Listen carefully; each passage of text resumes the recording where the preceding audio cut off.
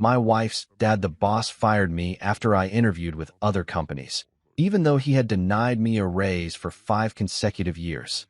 I consider this disloyal, he said, revoking my building access on the spot. I smiled, wished him well, and left without causing a scene. 2 days later, he received an email from, you know that feeling when you walk into a room and something's just off? Yeah, that's exactly what hit me the second I stepped into Raymond Ellis's corner office that Tuesday morning. The guy's got this massive mahogany desk that probably cost more than my car, floor-to-ceiling windows overlooking downtown, and enough leather-bound books to make you think he actually reads something other than golf magazines. But today, something was different. The usual fake smile was nowhere to be found. My name's Logan Rivers, and I'd been busting my ass at GrayPoint Strategies for 5 solid years. Senior analyst, they called me, though honestly, I was doing way more than analyzing anything. I was the guy who stayed until 9 p.m. fixing other people's screw-ups, the one who smooth-talked angry clients back from the edge, and yeah, the one who brought in more revenue than half the so-called VPs combined. And Raymond Ellis? He's my father-in-law, Claire's dad, and the CEO who'd been dangling that promotion carrot in front of me like I was some kind of corporate donkey. Sit down, Logan, he said, and man, his voice had this edge to it that made my stomach drop. No good morning. No how's Claire. None of that usual small talk bullcrap. Just straight to business, and not the good kind.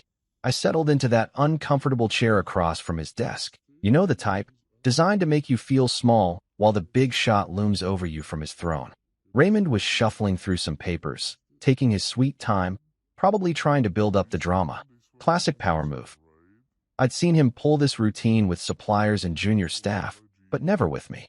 We were family, right? Or at least I thought we were.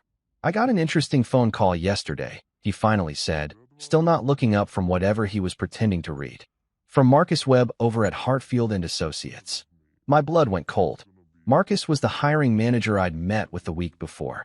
The interview I thought I'd kept under wraps. The one I'd scheduled during my lunch break because, hell, a guy's gotta have options when his father-in-law keeps shooting down his raise requests year after year. Is that so? I managed to keep my voice steady, but inside I was already connecting the dots. This town's business community is smaller than people think, and gossip travels faster than wildfire. Raymond finally looked up, and those cold gray eyes of his, the same ones Claire inherited, though hers actually had warmth in them, were staring right through me. He mentioned you'd interviewed for their senior director position. Funny thing is, you never mentioned anything to me about being unhappy here. Here we go. I could feel the lecture coming, the whole family loyalty speech he'd probably been rehearsing since he hung up with Marcus. But I wasn't some fresh college grad anymore. I was 32 years old, had a mortgage, and was tired of watching less qualified guys get promoted while I got patted on the head and told to wait my turn. I wasn't aware I needed permission to explore my options, I said, keeping it professional even though part of me wanted to remind him about the 5, count 'em, 5, times he'd denied my raise requests. The last one just 3 weeks ago, with the same tired excuse about tightening our belts, while he was showing off photos of his new boat to anyone who'd listen. Options. Raymond leaned back in his chair, and I could practically see the wheels turning. After everything this company has done for you? After I personally vouched for you when you were just some guy dating my daughter? That stung, and he knew it would. Yeah, I'd started at GrayPoint as Claire's boyfriend, but I'd earned my place here. Every late night, every saved client relationship, every innovative strategy that had kept us competitive, that was all me. Not daddy's connections, not family favors. Me. I've given this company 5 years of my life, I said, and I could hear my voice getting tighter. I've exceeded every performance metric, brought in millions in new business, and mentored half the junior staff. And what do I have to show for it? You have a steady job, good benefits, and the same salary I started with, adjusted for inflation, which means I'm actually making less now than when I began. The words came out harder than I intended, but screw it. If we were having this conversation, we might as well have it for real. Raymond's jaw tightened. He wasn't used to being challenged, especially not by family. In his world, loyalty meant shutting up and accepting whatever scraps he threw your way. I consider this disloyal, he said, and those 5 words hit me like a punch to the gut. Not because they hurt, but because they were so perfectly Raymond. Everything was about loyalty with him. Never about fairness or respect or actually taking care of the people who made his company run. Disloyal. I repeated, tasting the word. Is it disloyal to want to be compensated fairly for my work? Is it disloyal to seek opportunities for growth when those opportunities don't exist here? But Raymond was already reaching for his phone. Security? Yeah, I need someone up here to escort Logan Rivers out of the building. He hung up and opened his desk drawer, pulling out a manila envelope. Your final paycheck is being processed. You can pick up your personal items under supervision. Just like that. 5 years gone. No discussion, no negotiation, no chance to explain or defend myself. He slid my building access card across that massive desk like he was dealing a hand of poker. Your building access ends now, he said, not even bothering to look at me. You know what the crazy part was? I felt relieved. Like a weight I didn't even know I was carrying had just been lifted off my shoulders. All those nights I'd gone home frustrated. All those times I'd bitten my tongue when less qualified people got promoted over me. All those fake smiles I'd plastered on during company meetings where Raymond praised everyone except the guy actually doing the work. I stood up, straightened my tie, and did something that probably surprised both of us. I smiled. Not a fake corporate smile, but a real one. The kind of smile you get when you realize you don't have to pretend anymore. Well, Raymond, I said, using his first name for the first time in years, I want to thank you for everything. I learned a lot here, and I wish you and Graypoint all the best. His eyebrows shot up. He'd probably expected me to argue, to beg, to grovel for my job back. But why would I? The man had just shown me exactly what he thought of 5 years of dedication and hard work. Security showed up, 2 guys I actually knew pretty well from all those late nights at the office. They looked embarrassed as hell, which made me feel a little better about the whole situation. Take your time cleaning out your desk, one of them said quietly as we walked to the elevator. No rush. The ride down felt like the longest and shortest elevator trip of my life. 47 floors, and with each one, I felt a little more free. By the time we reached my floor, I was actually looking forward to packing up my stuff. My desk was right where I'd left it that morning, covered with the usual chaos of reports, client files, and those little personal touches that make a workspace feel like home. The framed photo of Claire and me from our honeymoon in Italy. The little cactus she'd bought me as a joke about surviving in a hostile environment. My coffee mug with World's Okayest Analyst printed on it. A gag gift from the team that had somehow become my favorite. As I packed everything into the cardboard box security had provided, I couldn't help but think about all the moments that had led to this. The late nights fixing other people's mistakes. The times I'd saved client relationships that everyone else had written off. The strategies I'd developed that had become company standard practice. All of it fitting into one small box. Claire didn't even know yet. She was probably at her marketing job across town, completely unaware that her husband had just been fired by her father. That conversation was going to be fun. You ever notice how your whole life can fit into a cardboard box when push comes to shove? I'm standing here in the Graypoint parking garage, staring at this beat-up banker's box that's holding everything I accumulated over 5 years of what I thought was building a career. The security guards had been decent about it, gave me all the time I needed, didn't hover over my shoulder like I was going to steal office supplies or download client data onto a flash drive. Hell, Tommy even helped me carry the thing down to my car. The weight of the box wasn't the problem. I mean, we're talking about some picture frames, a couple of notebooks, my desk plant that somehow survived the fluorescent light wasteland of cubicle life, and a few other random pieces of office junk that seemed important at the time. Maybe 15 pounds, tops. But man, it felt like I was carrying a boulder. Not because of the physical weight, because of everything it represented. 5 years, 60 months.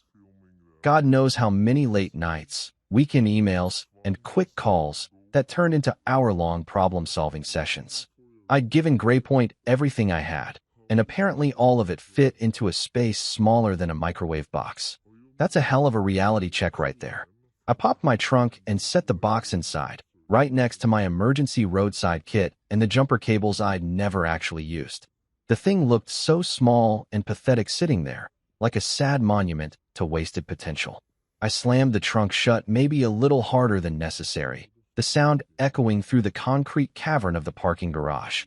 Before I got in the car, I took one last look up at the Graypoint building. 47 floors of steel and glass, reaching up into the cloudy Seattle sky like some kind of corporate monument. I used to feel proud walking into that lobby every morning, used to think I was part of something bigger than myself. Now it just looked like what it was. A big expensive box where rich guys got richer while the rest of us did the actual work. The irony wasn't lost on me. I'd spent 5 years helping build Raymond's empire, and now I was driving away with my career in a cardboard box that probably cost him about 50 cents. The math on that seemed pretty screwed up. My phone started buzzing before I even got out of the parking garage. Claire's ringtone, that Bruno Mars song she'd programmed in because she said it reminded her of our first dance. Under normal circumstances, hearing it would make me smile. Today, it made my stomach clench up like a fist. I hit the Bluetooth button on my steering wheel. "Hey, babe." "Logan." Her voice sounded shaky, confused. "Ray just called me. He said you resigned. What happened? Are you okay?" Of course Raymond had called her first. Probably wanted to get his version of events on the record before I had a chance to tell my side. Classic move from a guy who'd built his career on controlling the narrative. "He fired me," I said, trying to keep my voice steady as I merged onto I-5. Traffic was lighter than usual for a Tuesday afternoon, which was good because my hands were gripping the steering wheel hard enough to leave marks. Silence on the other end. Then I heard her take a shaky breath. "What? But why? What did you do?" "I took an interview," I said simply. "Last week, with Hartfield and Associates. Somehow word got back to your dad, and he decided that was grounds for immediate termination. But I could hear her struggling with this, trying to make sense of it. Claire had always been caught in the middle between me and her father, and I knew this was tearing her apart. "You didn't even get the raise?" "No." Again, those two words carried the weight of 5 years of disappointment. 5 years of being told I was valuable while being treated like I was replaceable. Another long pause. I could picture her sitting at her desk at the marketing firm, probably staring out her window at Elliott Bay, trying to process what this meant for us, for our plans, for the future we'd been building together.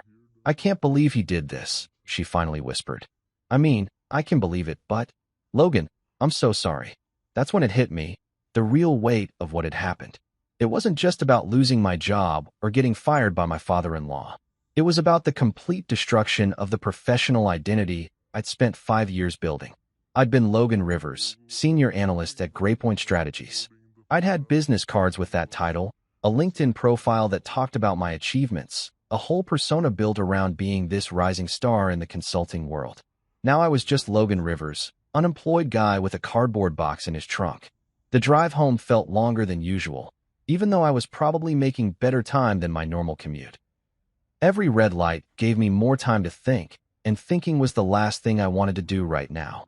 My brain kept cycling through all the what-ifs and should-haves. What if I'd handled the Ray's conversation differently? What if I'd been more discreet about the interview? Should I have seen this coming? But then I'd remember Raymond's face when he said the word disloyal, the cold dismissal in his voice, the way he'd slid my ID card across that desk like I was nothing more than a security risk.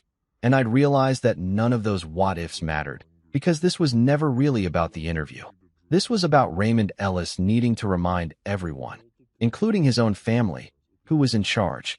By the time I pulled into our driveway, I'd made a decision. I wasn't going to let this break me.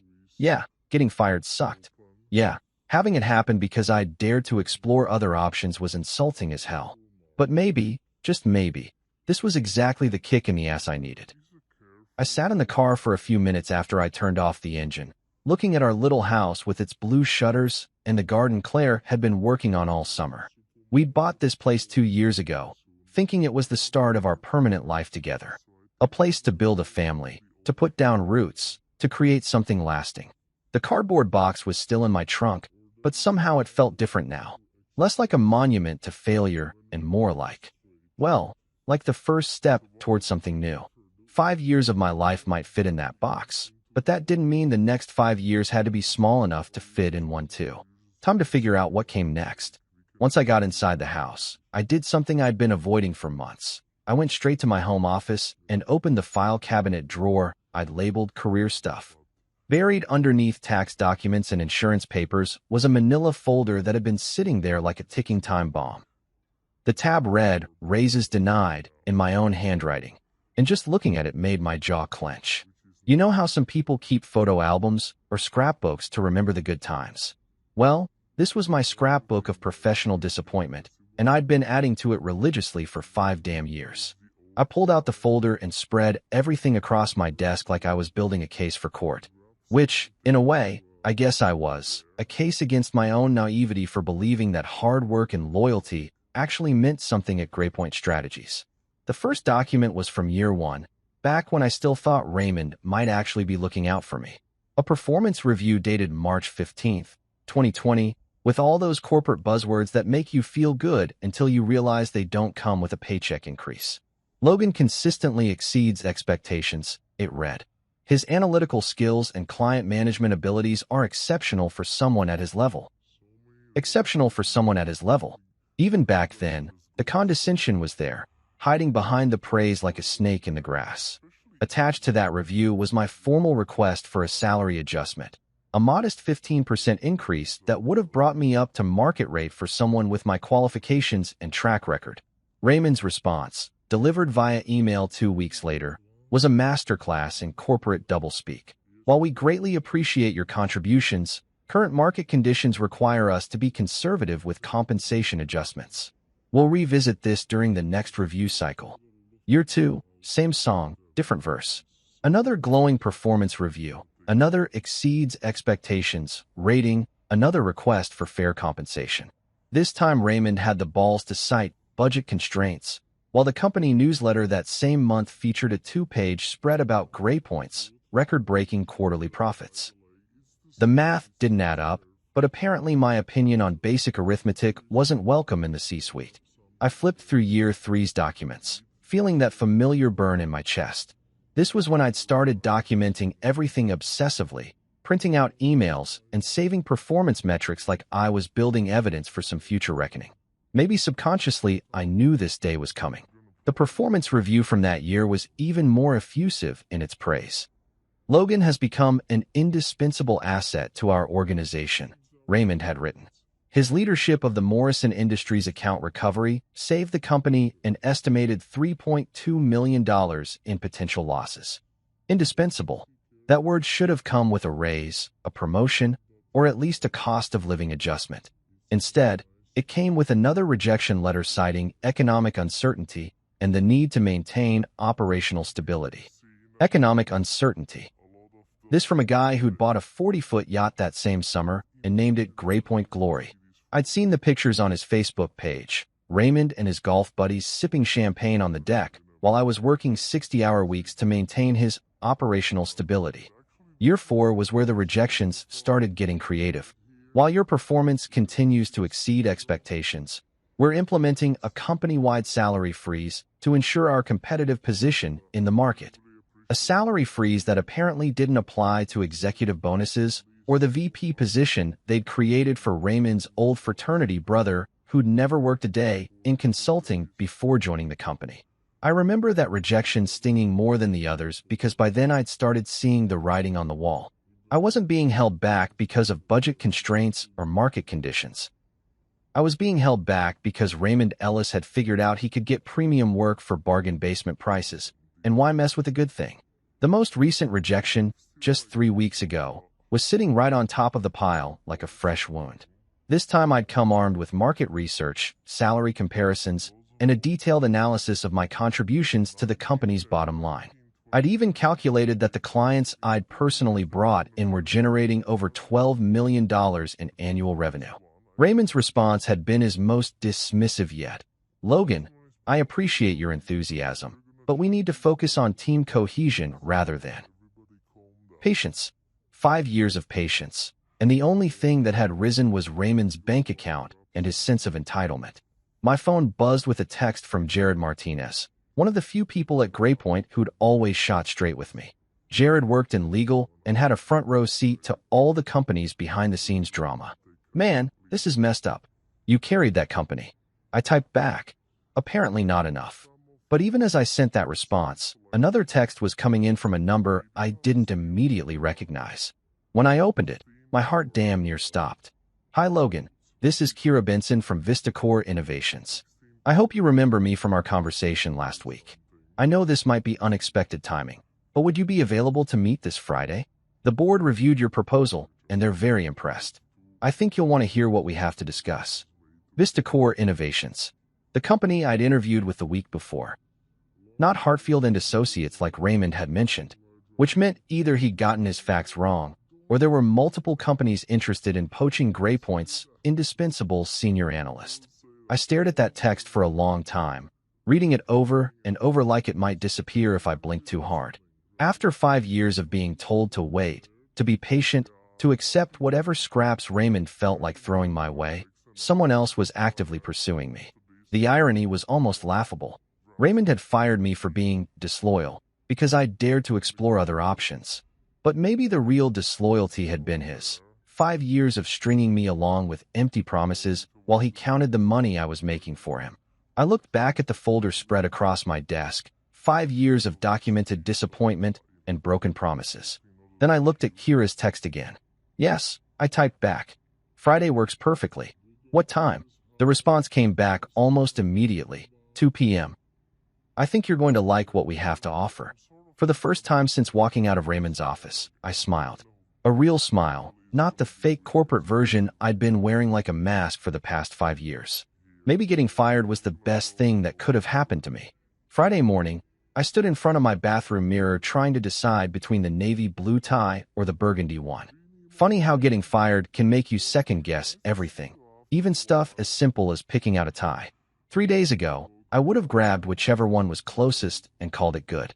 Today, everything felt like it mattered more. I went with the burgundy. Claire always said it brought out my eyes, and hell, I figured I could use all the confidence I could get. The drive downtown to VistaCore's offices gave me plenty of time to think, maybe too much time. My brain kept cycling between excitement and terror, like I was on some kind of emotional roller coaster that wouldn't stop long enough to let me off. 1 minute, I was imagining myself in a corner office with actual decision-making authority. The next, I was wondering if this whole thing was just a courtesy meeting before they told me thanks, but no thanks. VistaCore's building was everything Gray Point's wasn't. Where Raymond's place was all dark wood and intimidating marble, designed to make you feel small. This place was bright, modern, and somehow welcoming. Floor-to-ceiling windows let in actual sunlight. The lobby had comfortable seating that looked like people might actually use it, and the receptionist smiled like she meant it instead of like it was part of her job description. "Mr. Rivers? Ms. Benson is expecting you," she said, gesturing toward a bank of elevators that looked like they belonged in a spaceship rather than an office building. 23rd floor, suite 2340. The elevator ride up was smooth and quiet, nothing like the ancient, groaning death trap at Gray Point that sounded like it might give up the ghost between floors.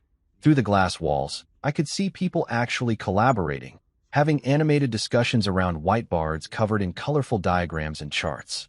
It looked like the kind of place where ideas mattered more than hierarchy.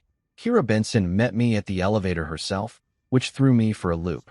At Gray Point, executives like her would have sent an assistant to collect me and deliver me to the appropriate conference room like a package. But here she was, extending her hand with a genuine smile that reached her eyes. "Logan, I'm so glad you could make it," she said, her handshake firm but not trying to prove anything. "I hope the drive wasn't too bad." Kira was probably in her early 40s, with short auburn hair and the kind of confidence that comes from knowing you're good at what you do without needing to prove it to everyone in the room. She was wearing a sharp gray suit that looked expensive but not flashy, and when she walked, people nodded respectfully without looking intimidated.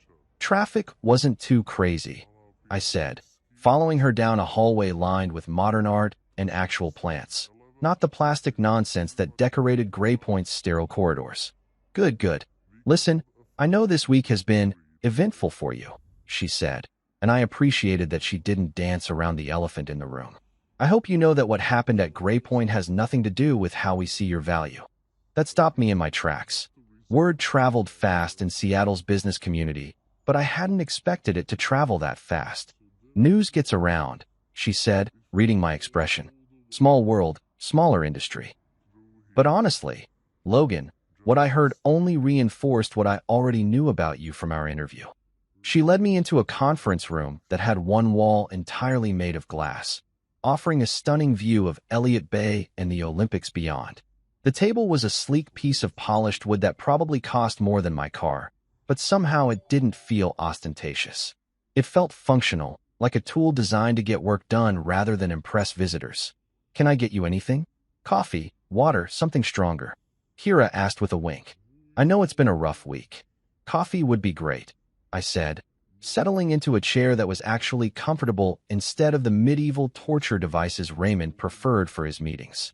While Kira poured coffee from a machine that looked like it belonged in a high-end cafe, I tried to calm my nerves and focus on why I was here. This wasn't about what had happened at Gray Point. This was about what could happen next. "So," Kira said, sliding a steaming mug across the table, "let's talk about your future." She opened a leather portfolio and pulled out a document that made my heart skip a beat. Official letterhead, multiple pages, the kind of formal presentation that meant serious business.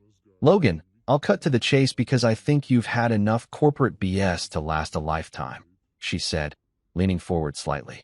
"We reviewed your proposal from last week, the strategy framework you outlined for expanding into the Pacific Northwest market. It was brilliant, thorough, innovative, and exactly the kind of thinking we need here."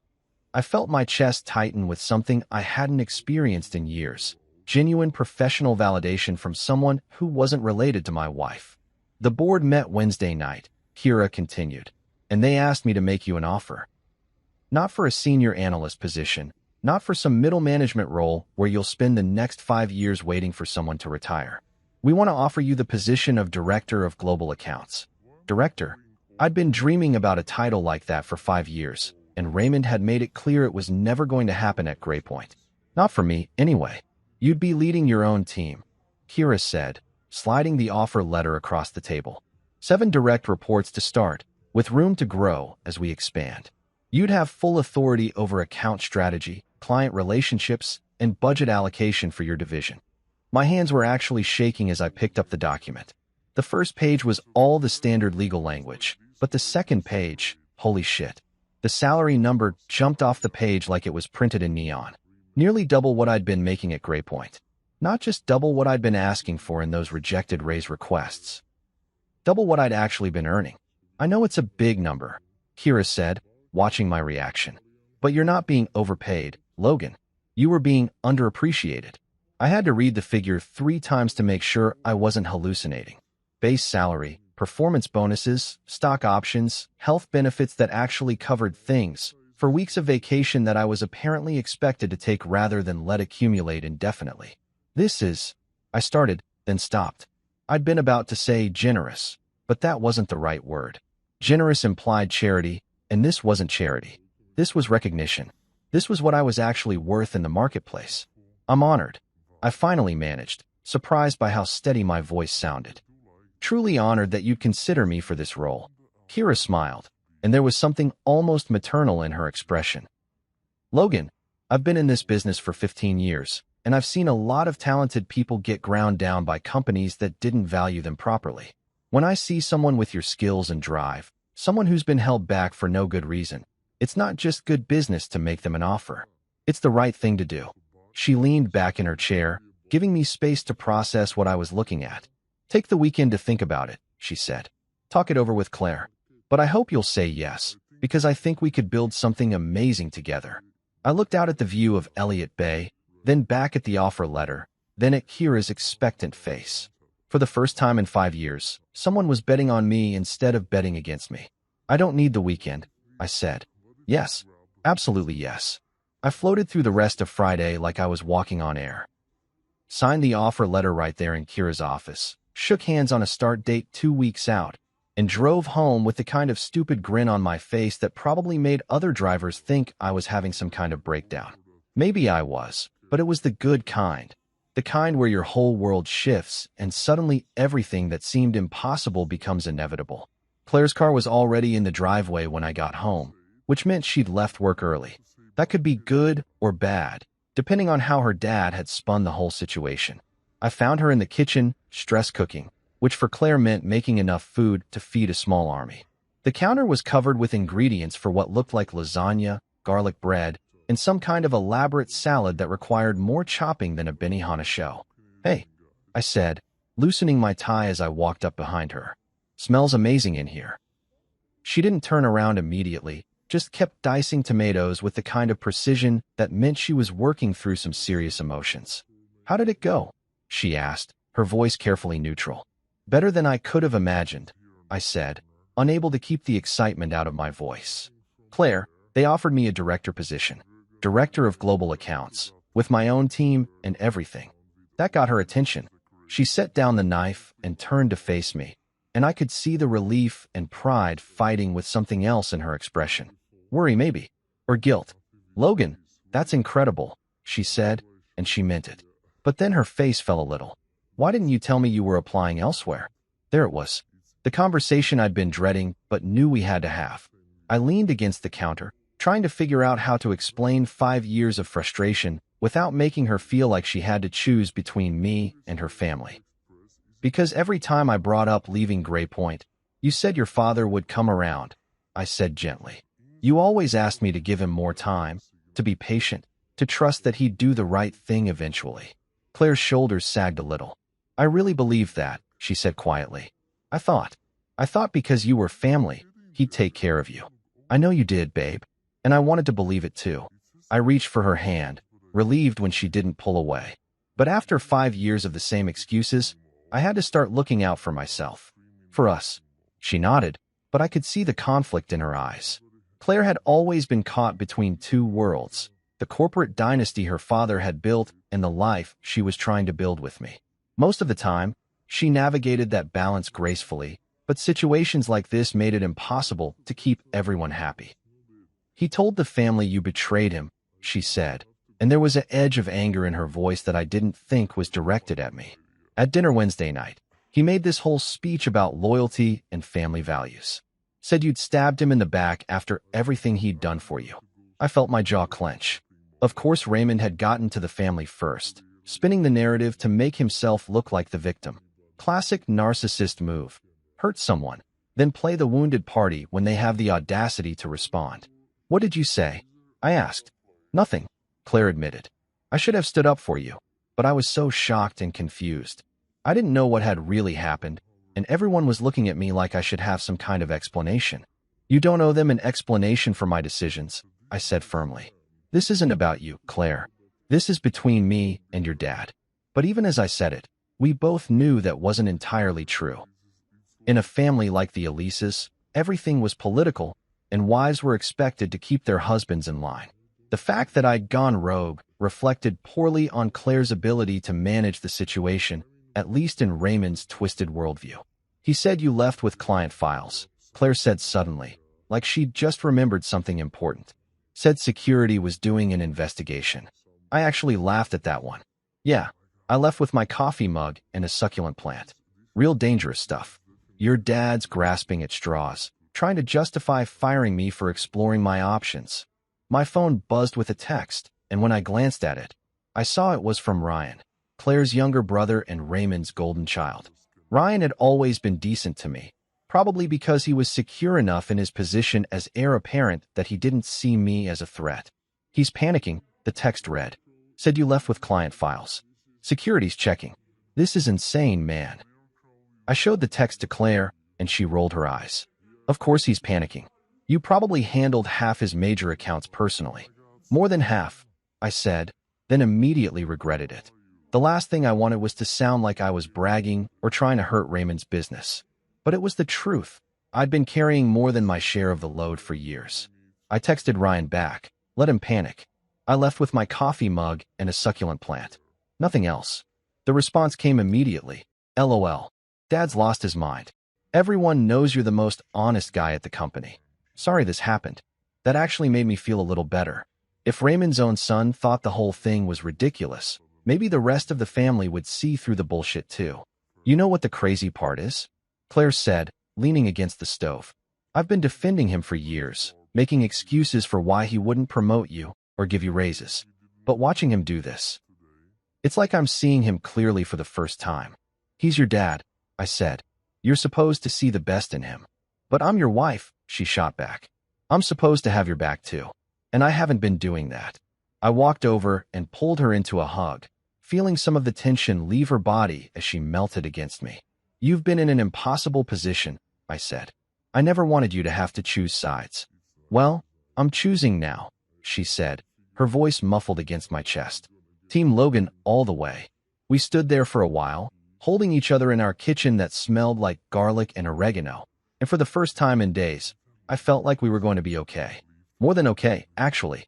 We were going to be better than we'd been in years, because now we didn't have to pretend that working for Raymond was sustainable or healthy. "So tell me about this new job," Claire said, pulling back to look at me. "Director sounds pretty impressive." "It is impressive," I said, grinning. "And the salary." I told her the number, and her eyes went wide. "Holy shit, Logan. That's incredible, right?" Turns out I was worth more than Raymond was willing to pay. A lot more. Claire shook her head, and I could see the anger building behind her eyes. 5 years. 5 years he strung you along while you were worth this much the whole time. "Hey," I said, taking her face in my hands. "Don't be angry. Be happy. This is the best thing that could have happened to us." She smiled then, the first real smile I'd seen from her since this whole mess started. "You're right. This is amazing. I'm proud of you." Later that evening, as we sat down to eat the feast she'd prepared, my phone rang. Raymond's name appeared on the screen, and Claire and I looked at each other across the table. "Don't answer it," she said. "Whatever he wants, it can wait." I hit decline and set the phone aside. For the first time in 5 years, Raymond Ellis would have to wait for my attention instead of the other way around. And honestly, it felt pretty damn good. Thursday morning started like any other day in my new unemployed life. I was sitting at the kitchen table in my pajamas, laptop open, coffee getting cold while I updated my LinkedIn profile to reflect my shiny new title at Vistacor. It felt surreal typing Director of Global Accounts after 5 years of being stuck in analyst purgatory, but there it was in black and white. Proof that sometimes the universe has a sense of humor. Claire had already left for work, kissing me goodbye with a smile that told me she was finally starting to believe this whole mess might actually work out in our favor. The house was quiet except for the hum of the refrigerator and the occasional car passing by outside. Peaceful even. The kind of morning that makes you think maybe unemployment isn't the worst thing in the world when you've got a guaranteed job waiting for you in 10 days. I was debating whether to make another pot of coffee when my phone buzzed with a text from Marcus Webb at Hartfield & Associates. The guy who'd unknowingly started this whole chain of events by mentioning my interview to someone who mentioned it to someone who mentioned it to Raymond. "Just heard what happened at Gray Point. That's messed up, man. Hope you landed on your feet." Before I could respond, another text came in from Sarah Chan, a former Gray Point colleague who'd jumped ship about 6 months ago for a better opportunity. "Holy shit, Logan. Word is Raymond's having an absolute meltdown. What did you do?" That got my attention. I typed back. "Nothing. Just got fired for taking an interview." "What? Check your email. Something big is going down." I opened my personal Gmail, scanning through the usual spam and newsletters, but nothing jumped out. The original email was sent from Vistacor's corporate communications team to Raymond Ellis personally, with CCs to the entire Gray Point executive team. My heart started pounding before I even read the first line, because I had a pretty good idea what this was about. "Dear Mr. Ellis," it began, and I could practically feel the polite professionalism dripping off every word. "We hope this message finds you well. After careful consideration and thorough review of our current vendor relationships, Vistacor Innovations has decided to terminate our consulting contract with Gray Point Strategies, effective immediately." Holy shit. I read that line 3 times to make sure I wasn't hallucinating. Vistacor, the company that had just offered me a director position, was pulling their business from Gray Point. The same Vistacor that represented one of Raymond's biggest accounts. The same Vistacor that generated somewhere in the neighborhood of $18 million in annual revenue for Gray Point. This decision was not made lightly. The email continued. "And we want to emphasize that it reflects no dissatisfaction with the quality of work performed by Gray Point's team members, many of whom have provided exceptional service over the years." Even in their breakup email, they were classier than Raymond had been when he fired me. No accusations, no drama, just professional courtesy and respect for the people who'd actually done the work. However, recent organizational changes at Gray Point have caused us to reassess our partnership priorities and strategic alignment. We believe this change will better serve Vistacor's long-term objectives and values. Recent organizational changes. That was corporate speak for, we heard you fired Logan Rivers like an asshole, and we don't do business with companies that treat good people like garbage. The email went on to outline the transition timeline, the return of confidential materials, and all the other legal necessities that come with ending a major business relationship. But the key message was clear. Vistacor was done with GrayPoint, and they weren't sugarcoating why. My phone rang immediately. Sarah's name on the caller ID. "Did you read it?" she asked before I could even say hello. "Just finished," I said, still staring at the screen like the words might rearrange themselves. "Jesus Christ, Sarah. $18 million. Try $22 million, she corrected. That's what they were projecting for next year with the expansion project. Logan, this is nuclear. Raymond is absolutely losing his mind. I felt a weird mix of emotions washing over me. Part of me was thrilled that Raymond was finally facing consequences for his actions. Part of me felt guilty that other people at GrayPoint, good people who had nothing to do with this mess, were going to suffer because of what he'd done. And part of me was just stunned that Vistacor had taken such a dramatic step. "I need to be clear about something," I said to Sarah. "I had nothing to do with this decision. I didn't ask them to pull their business, didn't even hint that they should. This was entirely their call. Logan, relax. Nobody thinks you orchestrated this. But everybody knows you were the primary contact on that account for the past 3 years. Vistacor probably feels like Raymond threw away their most trusted partner for no good reason." She was right, and that made me feel a little better about the whole situation. I hadn't set out to hurt GrayPoint's business. I just wanted to be treated fairly. But apparently Vistacor had drawn their own conclusions about what my termination said about the company's values and judgment. My phone buzzed with another text, this one from Kira Benson herself. "Morning, Logan. I assume you've heard about our communication to GrayPoint by now. Want to be crystal clear that this decision was made independently by our board, with no input from you whatsoever. Looking forward to working with someone who values loyalty and integrity." I screenshot that text immediately and sent it to Claire. If Raymond tried to blame me for Vistacor's decision, I wanted documentation that I'd had nothing to do with it. Another text came in, this one from Tommy Rodriguez in GrayPoint Security. "Dude, Mr. Ellis just called an emergency meeting. He's asking if you took any Vistacor files when you left. I told him no way. I was there when you packed up. Just wanted you to know." I laughed out loud at that one. Of course, Raymond's first instinct was to blame me for somehow sabotaging the relationship. The idea that Vistacor might have made their own independent judgment about his character and leadership abilities probably never even occurred to him. "Thanks, Tommy," I texted back. "Appreciate you having my back." The rest of the morning brought a steady stream of messages from former colleagues, each one painting a picture of chaos and panic at GrayPoint. Raymond had apparently locked himself in his office with the senior partners, trying to figure out how to salvage the situation. Emergency calls to Vistacor had gone unanswered. Attempts to reach me through mutual contacts had been ignored. By lunchtime, the story had made its way through Seattle's tight-knit business community. My phone was buzzing constantly with calls from headhunters, former clients, and colleagues from other firms who'd heard that I was suddenly available and that my former employer was imploding. The irony wasn't lost on me. Raymond had fired me for being disloyal, and now his company was facing the consequences of that disloyalty in the most public and expensive way possible. I closed my laptop and poured myself a fresh cup of coffee, savoring the bitter taste and the quiet satisfaction of knowing that sometimes the universe does keep score. I hadn't asked for this to happen, hadn't planned it or orchestrated it, but I also wasn't going to feel guilty about it. Raymond Ellis had made his choice. Now he was living with the consequences. And honestly, he'd earned every bit of what was coming to him. Friday morning hit GrayPoint like a freight train carrying bad news and broken dreams. My phone was lighting up like a Christmas tree with messages from people still trapped inside Raymond's corporate circus, and let me tell you, the show was getting ugly fast. Tessa Martinez, one of the few decent people left in that place, sent me a screenshot that made my coffee taste even better.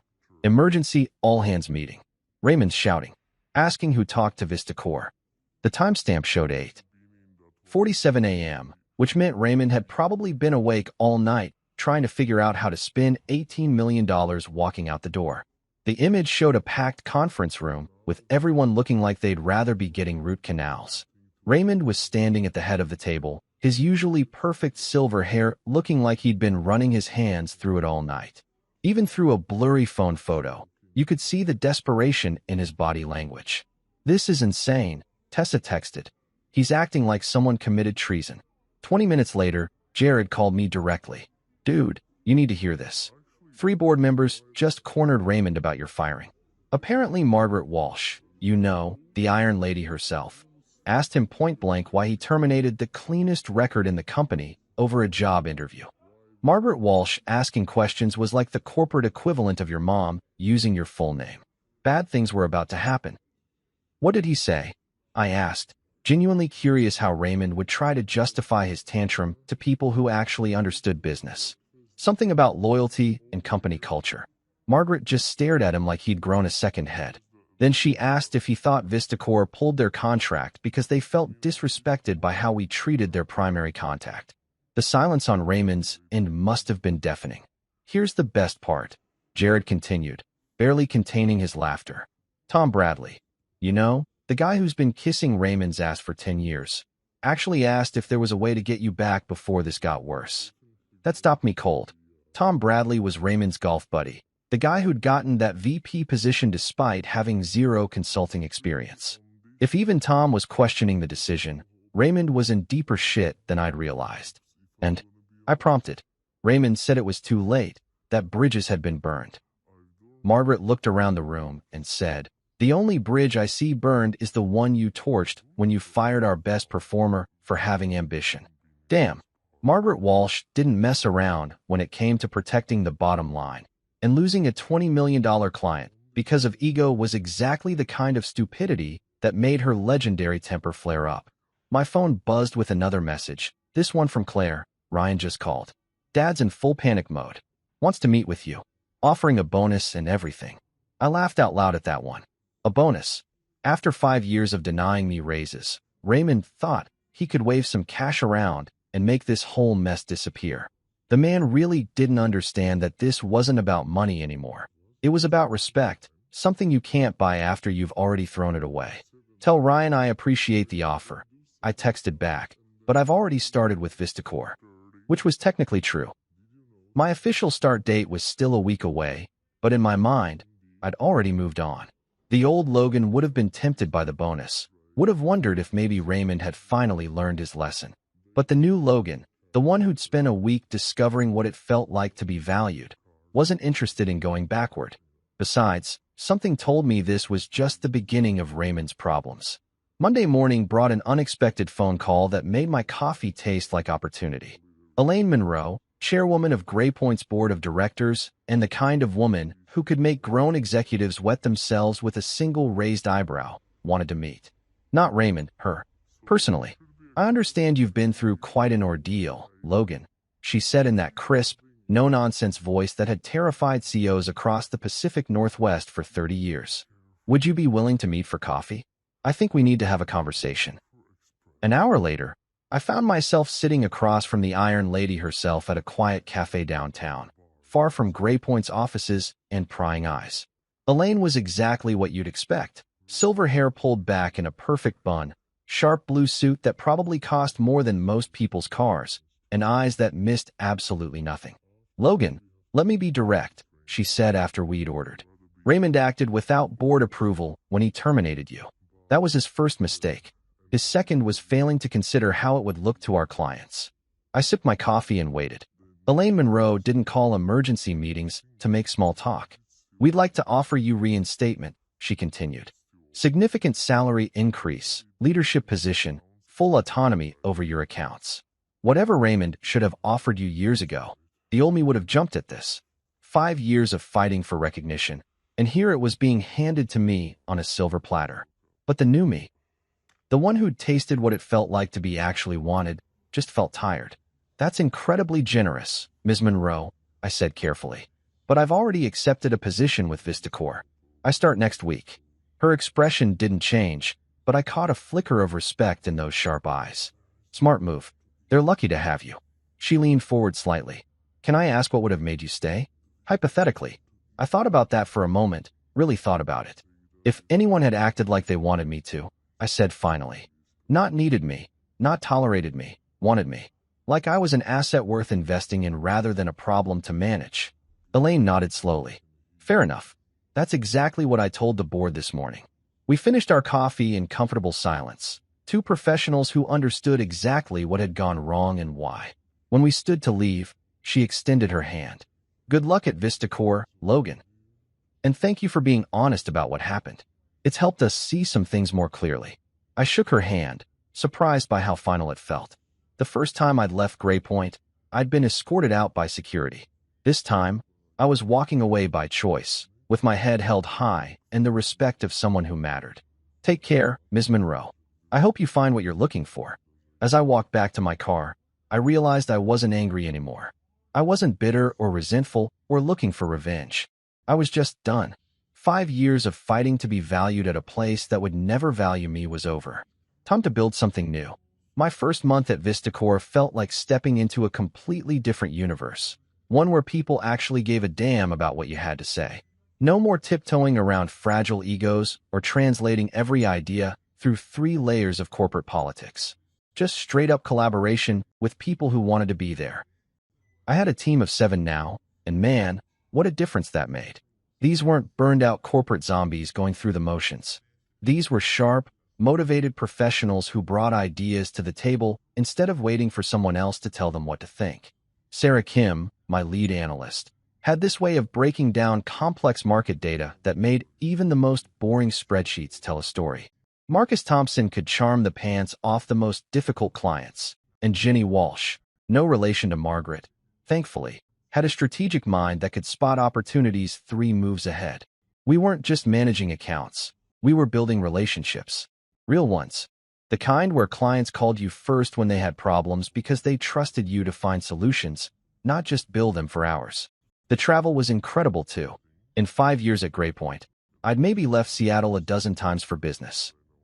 In my first month at VistaCore, I'd been to Portland twice, San Francisco once, and had a week-long strategy session in Denver that actually resulted in actionable plans instead of corporate buzzword bingo. At the monthly leadership dinner, Kira stood up with her glass of wine and looked right at me. To Logan, she said, loud enough for the whole restaurant to hear. Proof that knowing your worth changes everything. The applause felt different than any recognition I'd ever gotten at Gray Point. This wasn't polite corporate clapping. This was genuine appreciation from people who understood what I brought to the table. I was too stunned to speak, honestly. After 5 years of feeling invisible, having a room full of successful people acknowledge my value was overwhelming in the best possible way. Claire had been skeptical at first, not about my abilities, but about whether any company could really be that different from Gray Point. But when she visited my new office and saw the energy, saw how people interacted with each other and with me, something clicked. You were never disloyal, she said quietly as we stood in my corner office, looking out at the city lights. You were just ready for something better.